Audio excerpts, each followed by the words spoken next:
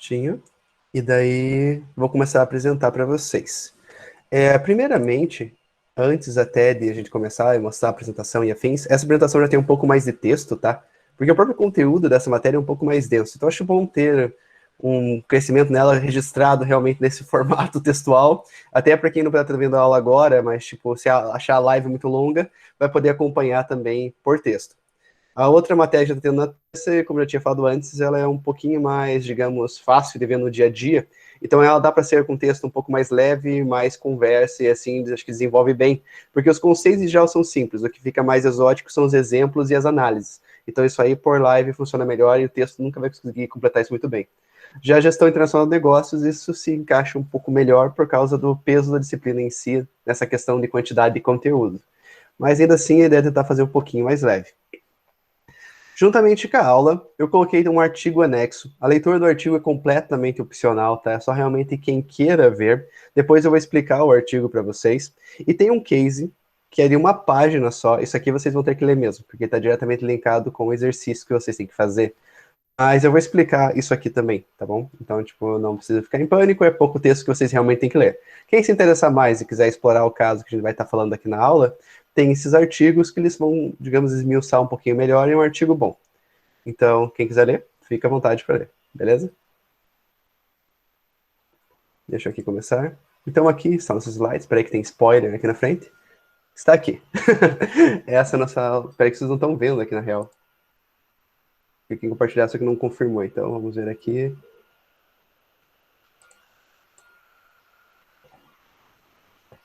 Deixa eu ver se aparece agora aqui. Apareceu. Eu preciso que todos me confirmem que estão conseguindo ver o que eu estou mostrando para vocês. Sim, professor. Sim. Beleza. Sim, professor, tranquilo. Fechou. Tem alguém que não esteja conseguindo ver?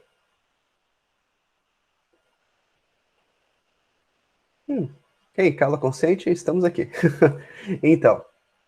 Eita, peraí que tem um. Beleza, Milena. Tranquilo. Começando aqui. Só colocar em tela cheia. Na verdade, fica melhor.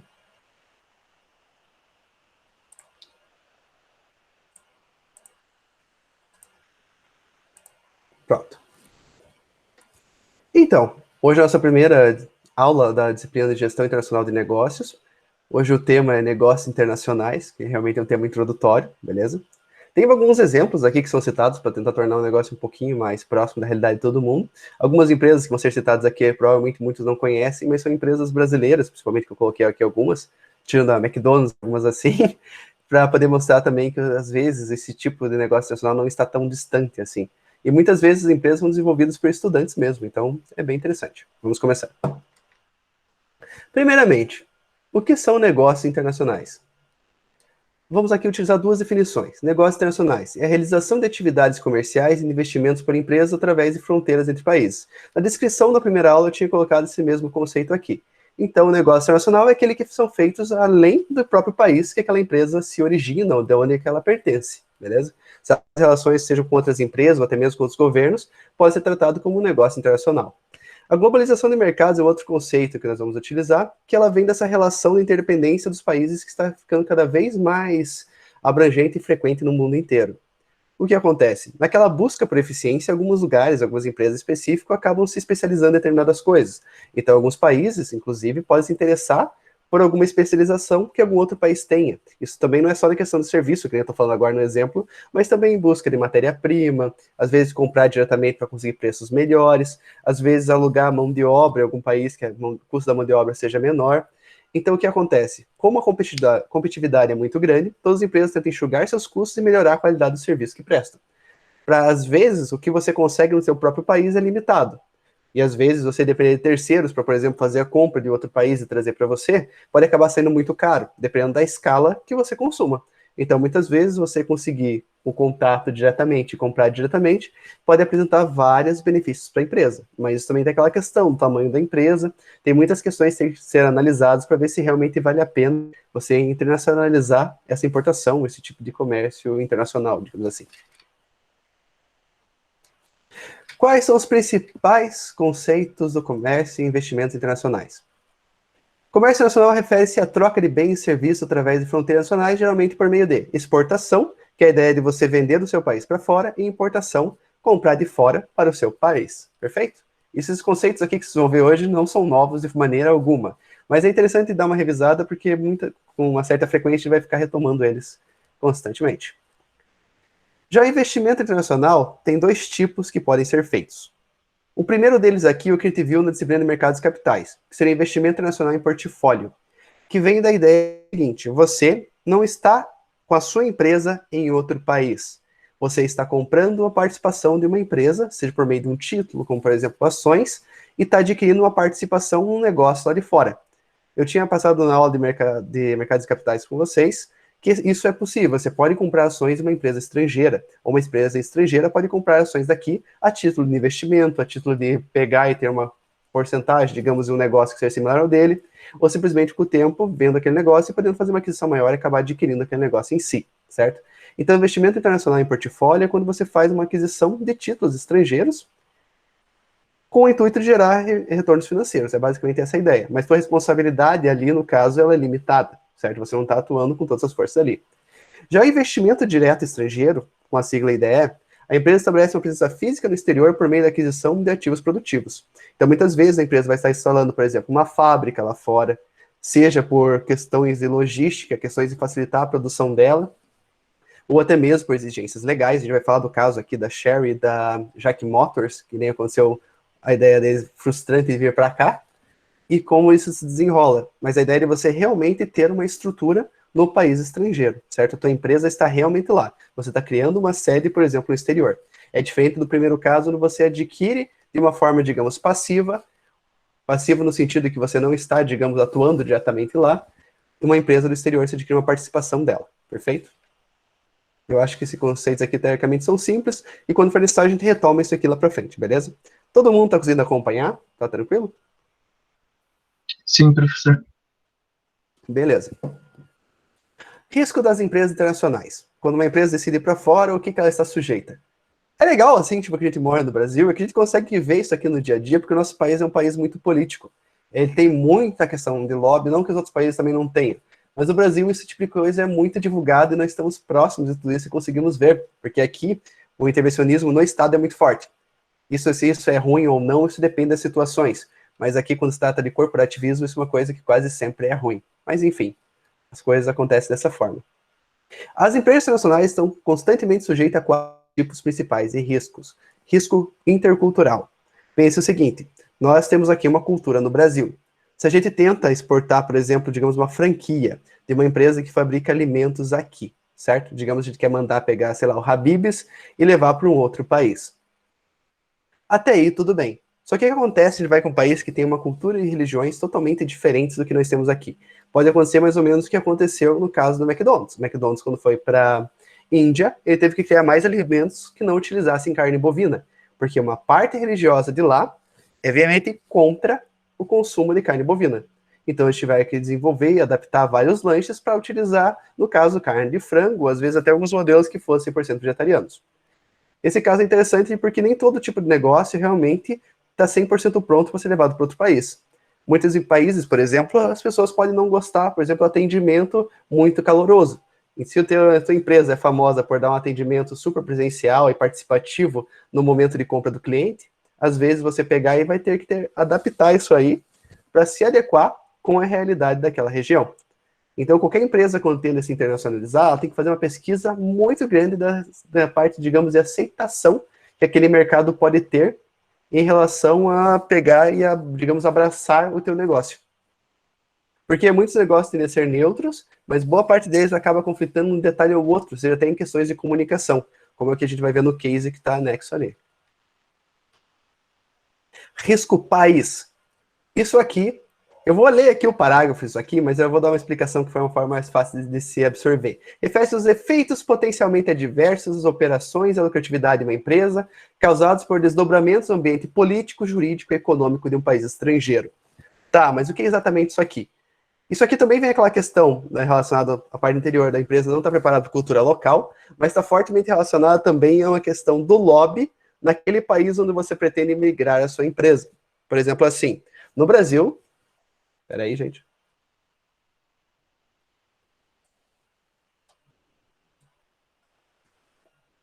Seja bem-vindo, Lucas.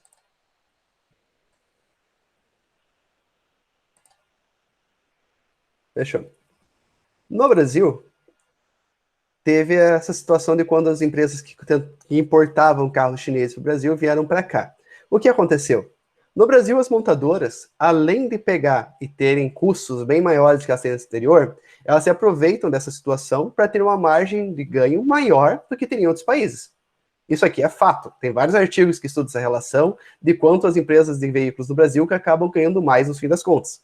Porque aqui a cultura aceita pagar mais, e as pessoas já estão acostumadas a jogar a culpa diretamente no governo por impostos e afins, então a empresa vai lá e aumenta a fatia de ganho dela também. A margem de lucro dela tende a ser maior.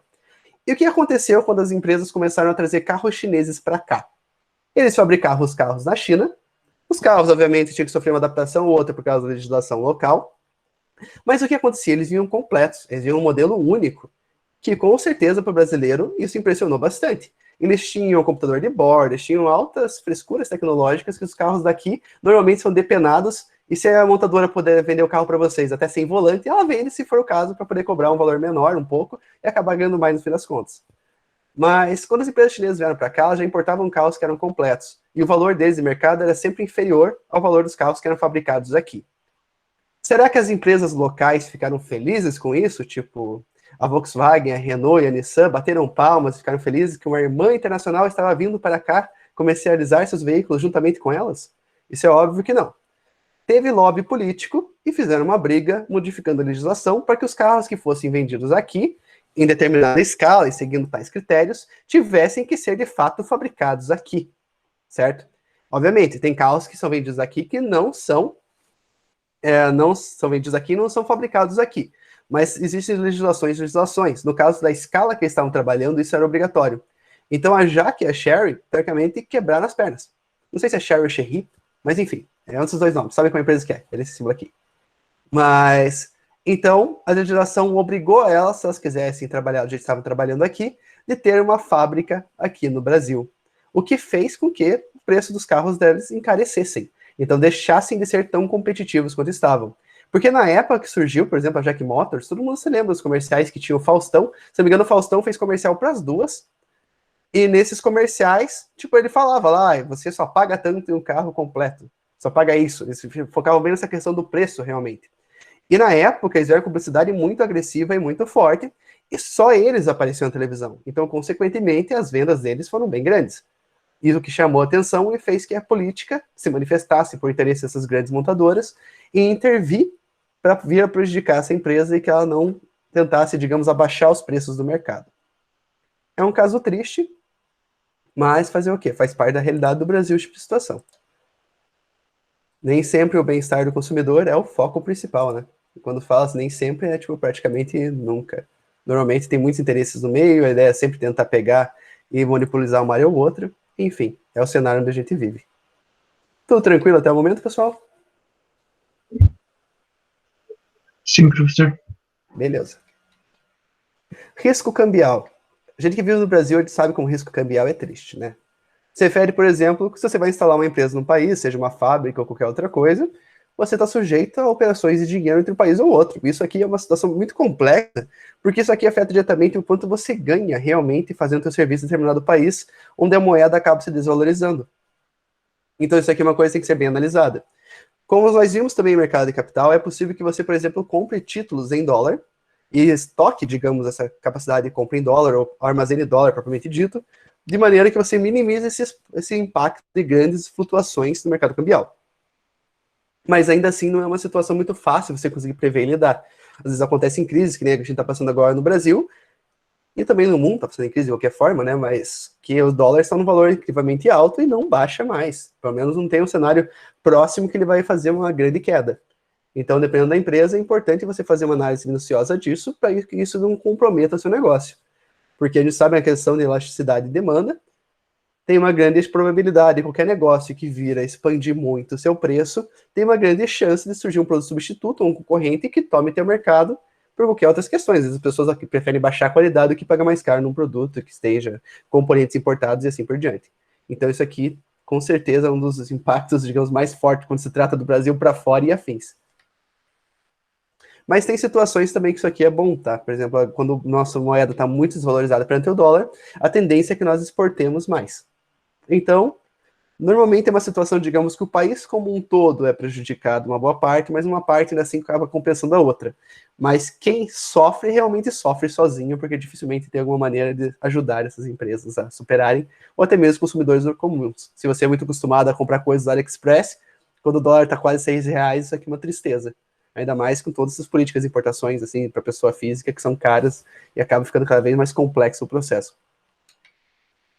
E risco comercial, o quarto e último risco, refere-se à probabilidade de prejuízo ou fracasso de uma empresa resultante de estratégias, táticas ou procedimentos mal formulados ou mal implementados.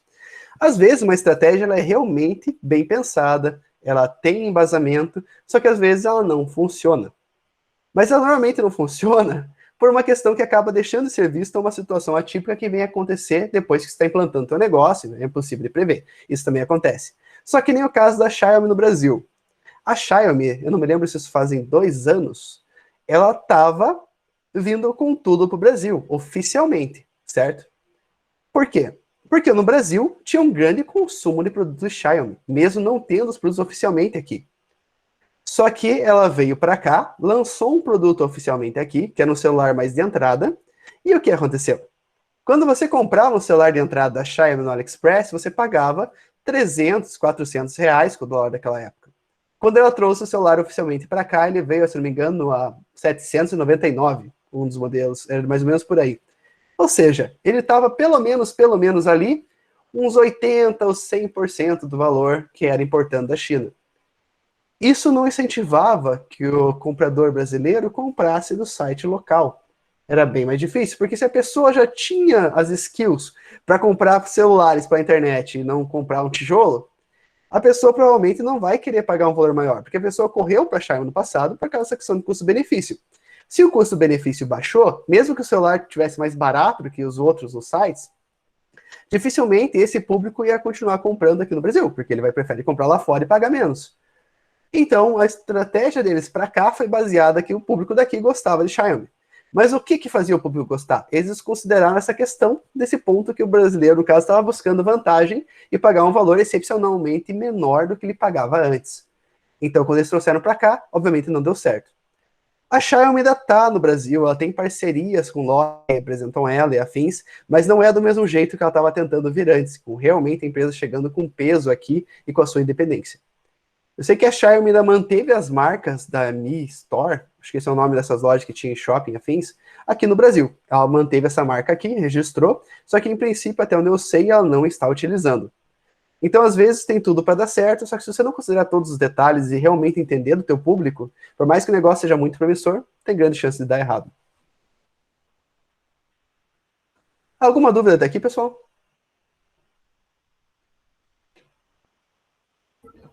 Tudo certo, professor. Fechou. Quem participa dos negócios internacionais? Empresas multinacionais, essa aqui até dispensa em apresentações, porque vocês sabem quem são. Talvez vocês até trabalhem para elas, ou vocês veem elas em qualquer lugar. Se olhar para o computador de vocês, tem marcas internacionais, você vê quem fabrica, provavelmente uma empresa internacional, os carros, muitas vezes são empresas multinacionais, e assim vai indo. Certo? As multinacionais são empresas fáceis de serem reconhecidas e dispensam apresentações por si só. Também participam as empresas pequenas e médias empresas, se caracterizam por ter até 500 funcionários, e empresas Born Global. Eu deixei aqui os exemplos para as duas, porque essas duas empresas que estão aqui, elas são exemplos de empresas Born Global, que eu já explico o que é, e também começaram com pequenas empresas, no caso, tendo até menos ali de que 500 funcionários. Born Global são empresas que já nascem internacionais. Muitas vezes elas começam como uma startup, elas têm um objetivo que busca solucionar um problema internacional, ou muitas vezes até mesmo interconectando países. Isso é fácil de ver, por exemplo, que nem o Ebanks, que o Ebanks ele acabou crescendo bastante, intermediando as transações, por exemplo, que tinha pelo AliExpress e outros sites chineses, possibilitando que, por exemplo, que os brasileiros pegassem e pudessem parcelar suas compras feitas lá fora. Então, esse tipo de intermédio muitas vezes já surge buscando uma solução internacional e facilitando a transação ali entre dois países diferentes. Os exemplos de pequenas empresas, muitas vezes são empresas que acabam trabalhando com desembaraços, importação, despacho e assim por diante. Elas acabam intermediando algumas relações, são empresas que não têm normalmente uma estrutura tão grande em número de funcionários, certo?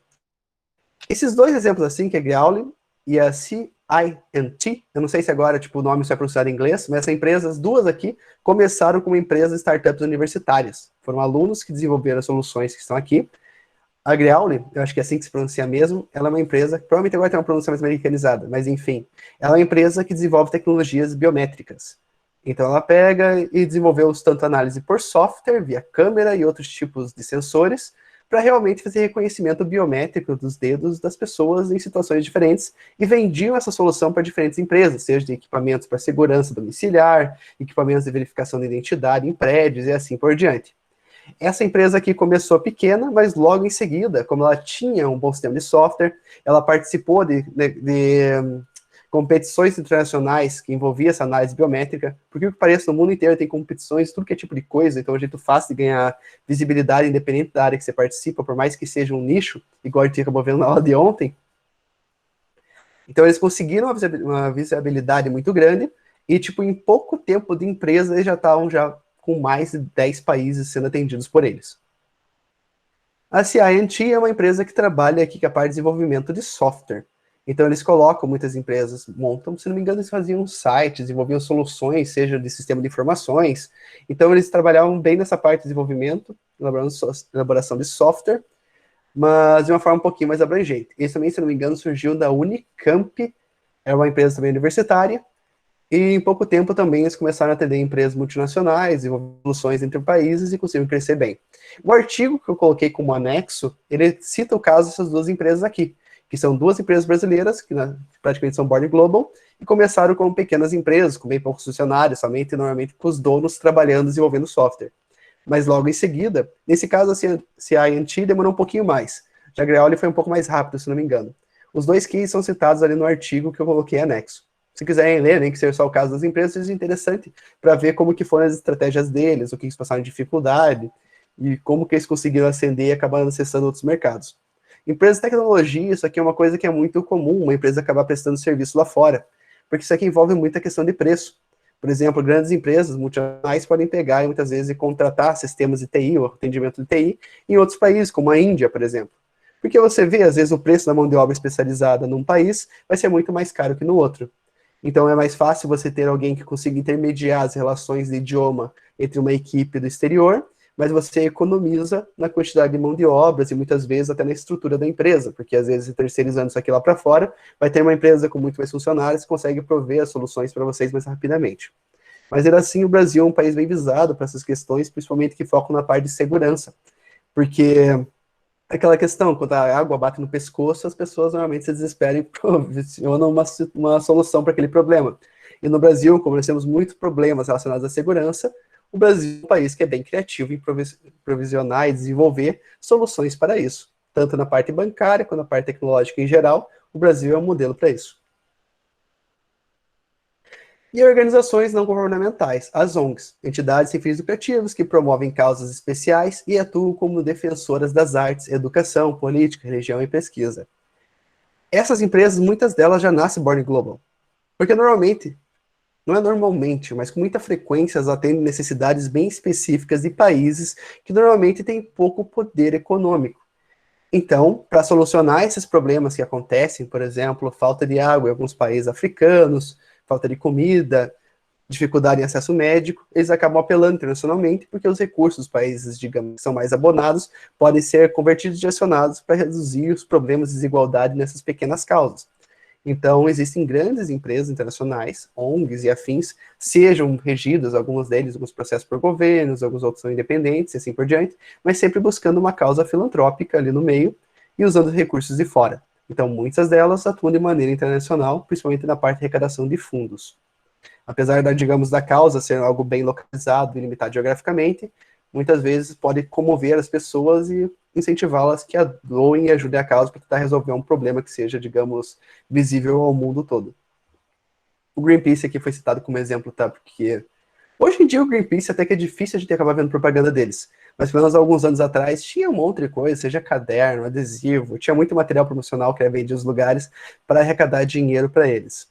Eu não sei sinceramente o que aconteceu com a ONG em si para ter diminuído um pouco essa fervorosidade nos anúncios, Isso aí também porque constantemente acabam surgindo mais ONGs que são mais especializadas, por exemplo, Greenpeace envolve muitas questões de causa ambiental, mas muitas vezes as pessoas podem preferir doar para uma causa ambiental que seja mais próximas a elas, sejam para pegar e revitalizar áreas, rios e afins, ou realmente algo mais direcionado para o seu próprio país. As pessoas, obviamente, gostam de direcionar o dinheiro que elas têm, que elas estão dispostas a doar, para algo que seja mais perto delas e elas consigam enxergar maior o valor.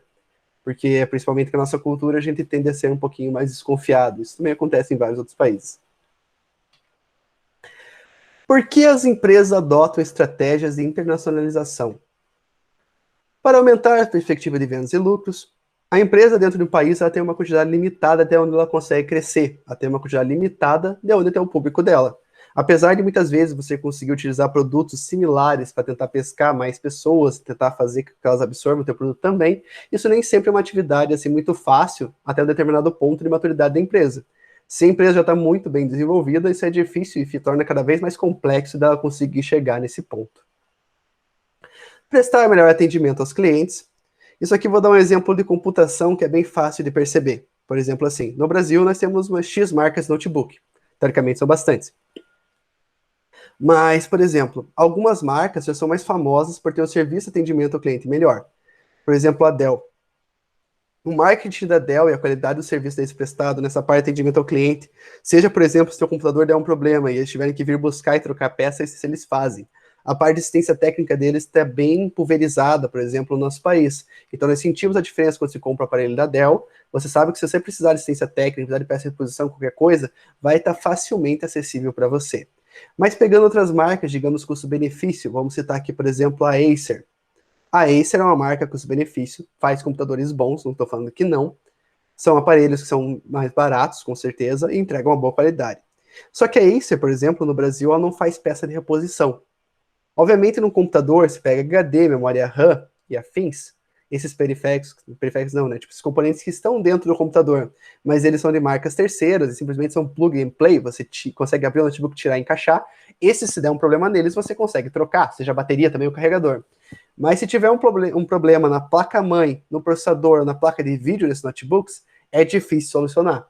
Porque se a placa der um problema, você não consegue comprar uma outra placa. Você consegue trocar se a placa for usada, ou você consegue reparar essa placa. Por quê? Porque eles não estão tão fervorosamente aqui. Eles conseguem trazer um produto barato, conseguem, digamos, até não sei o caso, fabricar o produto aqui por um custo menor, mas como eles diminuem essa qualidade no atendimento ao cliente, eles não conseguem atender todo mundo. Então, muitas vezes, se você vai ter o computador até somente ele estragar. Diferente da Dell, que se o teu computador fizer um barulho estranho no ventilador dele, você consegue ligar a assistência técnica e muitas vezes até troca um computador. Então, às vezes, você ir em um determinado país que o teu produto já é popular, isso reforça a presença da marca naquele local. Porque essas pessoas já gostam daquele produto, se eles sabem que tem um pouquinho mais de confiança, um pouquinho mais de mordomia naquela região tendo aquele produto agora, eles ficam mais engajados ainda com a marca. Então, às vezes, o melhor atendimento dos seus clientes pode ser um foco que realmente a justifica. Foi o que a Xiaomi tentou fazer, mas não deu certo porque eles não pegaram, digamos, analisaram corretamente esses pequenos detalhes. Professor, Oi, diga. parece que a Luísa tá tentando entrar na aula e não tá conseguindo. Tá, só um segundinho, deixa eu tentar ver aqui. É que realmente não apitou aqui. Pera aí. Ela não tá conseguindo acessar o link? Alguém mandou mensagem ali que disse que era pra aceitar ela, que ela não tava conseguindo entrar. É, pera aí. Deixa eu só ver aqui. Vou perguntar pra ela, pedir pra ela entrar e sair de novo, porque realmente não tá aparecendo aqui. E nem apitou avisando que ela queria entrar. Acho que ela tem que pedir pra participar de novo. Só um segundo.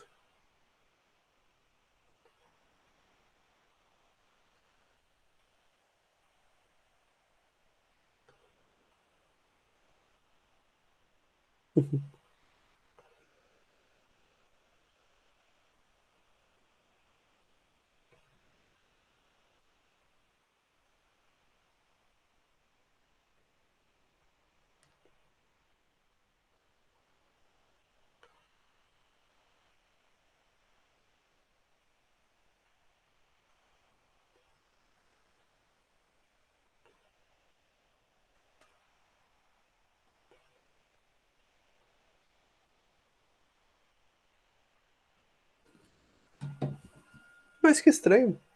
Faz tanto tempo que eu autorizei o último a entrar. E nem tem, tipo, acho que é o número máximo de pessoas que podem entrar, acho que são tipo uns 250, é um número bem grande.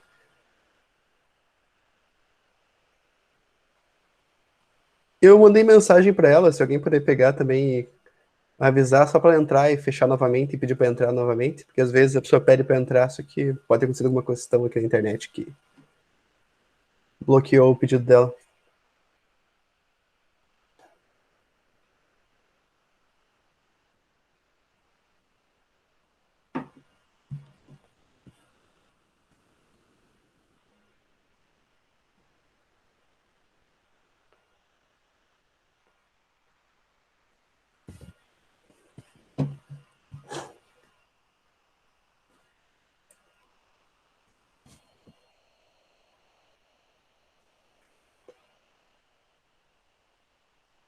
Mas então agora eu tô vendo a mensagem de texto aqui de vocês, só que não apareceu a permissão dela solicitando.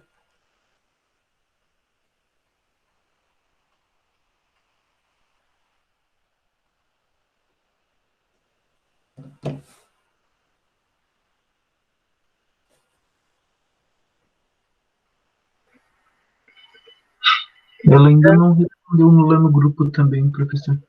Uhum. Tranquilo, você espera mais um pouquinho, daí já retomo aqui. Na verdade, a apresentação tá quase no final já. Daí eu vou apresentar o case para vocês.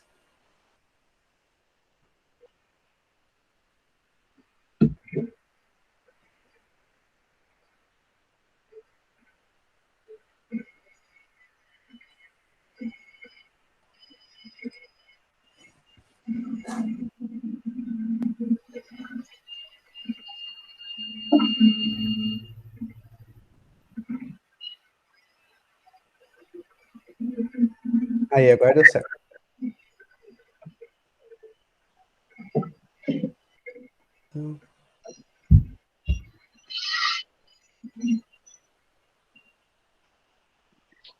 Eu fiz um teste, saí e voltei, tá indo normal. Sim, mas acho que agora eu aceitei ela ali, acho que ela vai aparecer agora. Luísa, está nos ouvindo? Oi, boa noite. Boa noite. Sim, obrigada. Seja bem-vindo, imagina. Agora deu certo, vamos voltar. Então, vocês estão vendo o slide, né, corretamente? Todo mundo está vendo. Sim. Perfeito, então vamos lá. Além dos citados, motivação para uma empresa, porque as empresas adotam estratégias de internacionalização, é ter acesso a fatores de produção de menor custo, melhor valor. Aquilo que nós tínhamos falado já mais no comecinho. Às vezes a empresa, até determinada escala, às vezes ela pegar e comprar de fora, digamos, por intermédio de um terceiro, por um fornecedor, um representante, para ela ainda pode ser vantajoso. Digamos, para ela importar diretamente o custo de ter, por exemplo, profissionais ser responsáveis, ter uma empresa que presta assessoria, pode ser muito mais caro ainda. Mas dependendo da escala, se ela quer realmente economizar na escala, para ela vale a pena, às vezes, importar, digamos, produtos diretamente, certo? Sendo que a importação também é uma estratégia de internacionalização. Às vezes, em determinada situação, até às vezes vale a pena para ela se instalar nesse país e exportar o produto fabricado por lá. Isso, dependendo da situação, também pode ser vantajoso. Mas cada caso é um caso e tem que ser analisado independentemente. Perfeito? Otimizar as fontes de suprimento é basicamente essa mesma ideia. Então, tem países que são muito fortes em determinado tipo de produção. Então, às vezes, você ter uma sede naquele local permite que você faça uma parte da fabricação diretamente nele, ou simplesmente pode terceirizar também diretamente a fabricação nesse local. Você pode, juntamente comprando matéria-prima diretamente de lá, você consegue muitas vezes baratear o seu processo produtivo. Só colocar aqui, tela cheia. Foi. Desenvolver economias de escala está realmente nesse ponto, mas muitas vezes pode pegar, talvez, por exemplo, fabricar num país, mas para poder pegar e conseguir vender mais barato naquele mesmo país, você tem que começar a fornecer para outros em volta, para aumentar a tua quantidade produzida e diluir o teu custo, digamos, da estrutura física da tua empresa em uma produção ainda maior. Então, às vezes, você partir para mercados próximos, mas para conseguir aumentar a eficiência e conseguir baratear em todos os locais simultaneamente, às vezes vale a pena você internacionalizar a empresa. Enfrentar a concorrência de forma mais eficaz. Às vezes, se a empresa não está instalada em determinado país, pode haver uma espécie, não digamos que boicote, é um movimento mais ativo, mas pode ter uma espécie, digamos, de preferência dos consumidores daquela região por preferir algo que realmente ajuda naquela economia local. Obviamente, se a empresa está no Brasil ou não, talvez não afete muito a realidade das pessoas. Mas, por exemplo, ter uma empresa na tua cidade especificamente, você já está mais engajado a ela, porque você conhece pessoas que muitas vezes são empregadas por ela, você acaba vendo as ações da empresa daquela região, e assim por diante. Então, muitas vezes, se a empresa, digamos, está participando do país, mas simplesmente levando produtos ou serviços para vender lá, mas leva praticamente quase todo o dinheiro de volta para fora, isso aí para a empresa, para as pessoas que moram naquela região, pode ficar, digamos, com o pé atrás da orelha. Uma pulga atrás da orelha, pé atrás da orelha, não. Manter relacionamentos vantajosos com parceiros estrangeiros. Às vezes, que a gente falou, às vezes até realmente empresas que, por exemplo, te fornecem matéria-prima lá de fora. Às vezes você começar a vender produtos naquela região, de maneira que você consuma mais parceiros, pode gerar uma economia de escala para você ali também, além de gerar um vínculo maior diretamente com essas pessoas, com essas empresas. Porque o que acontece aqui nessa relação, digamos, principalmente a relação com compra de matéria-prima, de suprimentos, essas parcerias que acontecem, às vezes a concorrência em si é muito agressiva nessa parte, disputando principalmente as parcerias comerciais. Por isso que muitas empresas acabam comprando fornecedores de fora do seu país, ou simplesmente também do teu país, de maneira que você limite o acesso da tua concorrência a determinado recurso ou matéria-prima, ou até mesmo a serviços. Então, se você faz uma integração de maneira que você pegue e compra, faz a integração vertical para trás, você compra um fornecedor, você acaba, de certa forma, sabotando a tua concorrência. Então, fazer isso tradicionalmente, muitas vezes, para empresas que são multinacionais, acaba sendo muito vantajoso. Não porque necessariamente você vai economizar com isso, mas porque também você pode estar sabotando uma concorrência.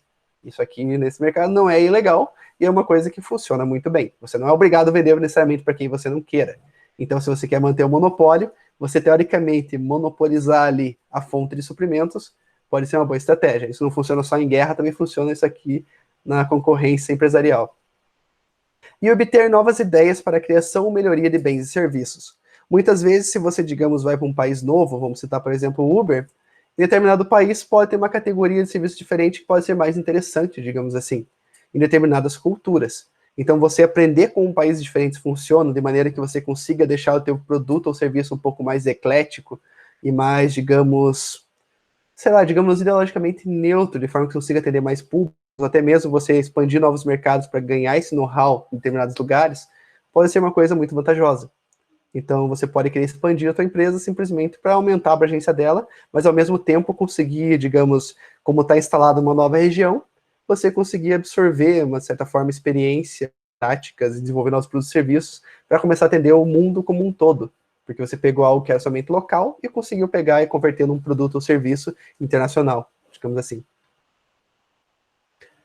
E por último, por que estudar negócios internacionais? Intensificar o posicionamento competitivo de uma empresa no mercado global. Muitas vezes, se você estiver presente internacionalmente, você consegue reforçar a tua marca como um todo, o que vai afetar principalmente o país de origem, mas você aumentando seus ganhos vale muito a pena. Então, isso aqui no ponto de vista de uma empresa, se ela sabe que o produto ou serviço dela pode ser bem-vindo lá fora, mas lembra que se vocês têm que prever, por exemplo, dependendo do país que a empresa está indo, pode ter resistência não somente, digamos, à cultura das pessoas, mas também das concorrentes que já estão fortemente instaladas lá e tem um entrelaçamento político também envolvido. Então, às vezes, para elas é muito fácil pressionar o governo para limitar a tua atuação lá dentro. E como essas empresas normalmente também são competitivas, muitas vezes elas podem esperar a empresa ir para lá, fazer o investimento e depois sabotar elas. É mais ou menos o que aconteceu com o refrigerante Zero, quando tentou instalar nos Estados Unidos, que todo mundo proibiu, a Coca-Cola e a Pepsi caíram em cima, mas depois, logo em seguida, quando a empresa que tentou levar lá para lá faliu, a Coca-Cola e a Pepsi lançaram a Coca Zero e outros refrigerantes Diet lá também, de maneira que, tipo, praticamente não fez sentido a proibição, porque eles proibiram os refrigerantes falando que o adoçante fazia mal, e posteriormente, assim que a concorrente que levou isso para lá quebrou, logo em seguida eles também lançaram seus produtos assim, demonstrando que, no caso, a política local não estava necessariamente preocupada com a saúde, mas sim em manter as políticas econômicas da região. Manter a estabilidade econômica, né, dessas empresas, porque elas têm, digamos, patrocínio político envolvido. Facilitar o desenvolvimento da economia global e da interconectividade entre as nações e contribuir para o bem-estar econômico nacional. Às vezes, para o teu país é muito bom que você aumente, que a tua empresa aumente a rentabilidade dela, porque dessa forma você gera mais empregos, você traz mais dinheiro para o seu país, você exporta mais, o que é uma coisa que é sempre boa, e facilita bastante para todos em volta. Tem um bem-estar, digamos, social envolvido também. A internacionalização dos negócios também estimula as empresas a agir com responsabilidade social corporativa no país anfitrião. E, por último, obter uma vantagem competitiva no mercado de trabalho. Isso aqui, no caso, é principalmente para vocês. É interessante estudar isso aqui hoje em dia, porque a tendência é que, com essa interconectividade, cada vez mais as empresas comecem a vender um produto ou serviço lá para fora. Isso é fácil ver, por exemplo, o software. Às vezes, que nem um jogo, alguma coisa assim que a pessoa utiliza no celular, pode ser desenvolvido no país, mas se tiver, por exemplo, a linguagem em inglês disponível, ele pode simplesmente ser desenvolvido no mundo inteiro. Isso é uma questão que está cada vez mais fácil. Obviamente, quando você trabalha com um produto físico, é mais complicado você vender e levar lá para fora. Só que muitas vezes você trabalha com uma prestação de serviço, alguma coisa assim que pode ser convertida para linguagem em inglês, algum país que você nem imagina que exista pode vir contratar o seu serviço à distância, de maneira remota. É aquela tendência nova que se fala dos nômades digitais, que são pessoas que trabalham em qualquer país, em qualquer momento, fornecendo um tipo de serviço que pode ser útil para várias empresas diferentes. Podem ver agora, principalmente com essa relação que estamos tendo com o home office, que acabou ficando um pouco mais frequente por causa do isolamento social, a realidade mudou um pouco. As empresas estão ficando um pouquinho, pelo menos na parte nacional, um pouco mais despreocupadas de deixar as pessoas trabalharem em casa, trabalhar em qualquer lugar. Isso aí vem no encontro com uma cultura global. As pessoas realmente estão chegando ao ponto de conseguir trabalhar em qualquer lugar para qualquer empresa no mundo inteiro. Então, entender como funcionam essas relações, como que podem ser prestados, digamos, serviço em um país ou outro, mesmo estando no seu país de origem, seja por meio de consultoria, por meio de desenvolvimento de software, que foi falado aqui, ou de outras soluções, pode ser uma vantagem competitiva bem interessante. E até mesmo porque é uma área que as pessoas têm medo. Ela envolve muitas burocracias. Então, tipo, se você dominar ela, assim, qualquer área que teoricamente é chata, você tem uma vantagem competitiva porque as outras pessoas não gostam dela. Certo? Então, gente, da aula a aula, slides, é isso aqui. Eu interrompi aqui o compartilhamento. Vocês podem ver ali que na aba mesmo, no post específico, no tópico específico, ele tem alguns arquivos em anexo. Deixa eu verificar aqui, estão todos bloqueados para vocês. Eu vou habilitar aqui agora já. Só um segundinho. A partir desse momento, vocês vão poder acessar os slides e vão poder também acessar o exercício. Está tudo habilitado ali.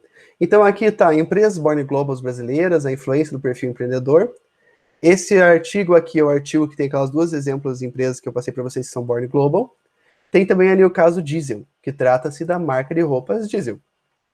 O que esse case traz especial e por que vale a pena ser discutido? Nele tem a questão de que a Diesel ela ficou muito popular no passado, fazendo umas propagandas, digamos, campanhas publicitárias que eram bem polêmicas. E, consequentemente, com isso, eles ofenderam muitas culturas, seja por parte religiosa ou também seja porque eles enaltecem períodos tristes da história na campanha deles, fazendo uma espécie de chacota, digamos, no período da história mundial. Então, é interessante ver porque ela conseguiu crescer dessa forma. Mas será que hoje em dia isso seria tão bem aceito quanto foi aceito no passado?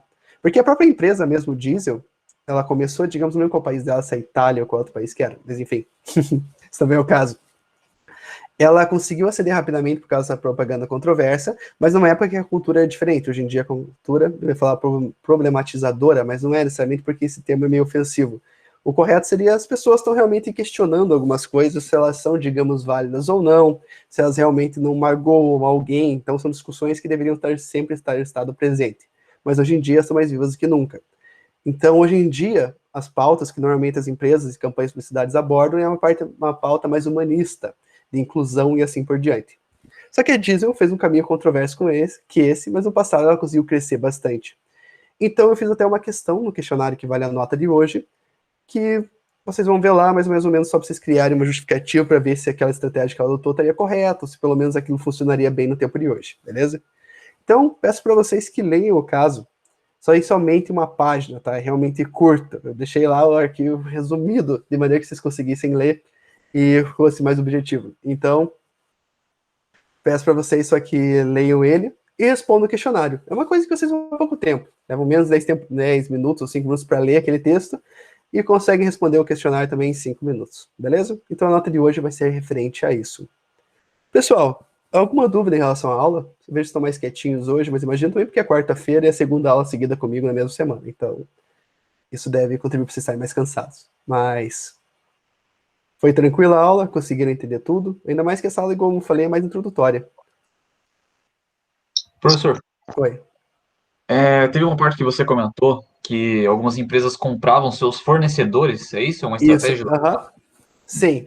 O nome disso tem 2 tipos de integração vertical que se fala, certo? Integração vertical para trás é você adquirir um fornecedor. Integração vertical para frente é você adquirir um distribuidor seu, no caso, um revendedor. Você pode comprar um fornecedor, que no caso, assim, muitas vezes a gente pega e é, digamos, de certa forma incentivado a questão da terceirização, que é você deixar a tua produção mais enxuta e focar no que realmente importa, no teu core business propriamente dito, nas atividades que realmente tem um contato maior com o cliente e valoriza mais, e deixar todo o resto para uma outra empresa, outra entidade fazer para você. Só que muitas vezes você comprar um fornecedor é uma coisa que funciona muito bem na concorrência. Porque, como foi falado, às vezes você, por exemplo, tem apenas um fornecedor de matéria-prima que atende, por exemplo, todo o mercado automobilístico nacional.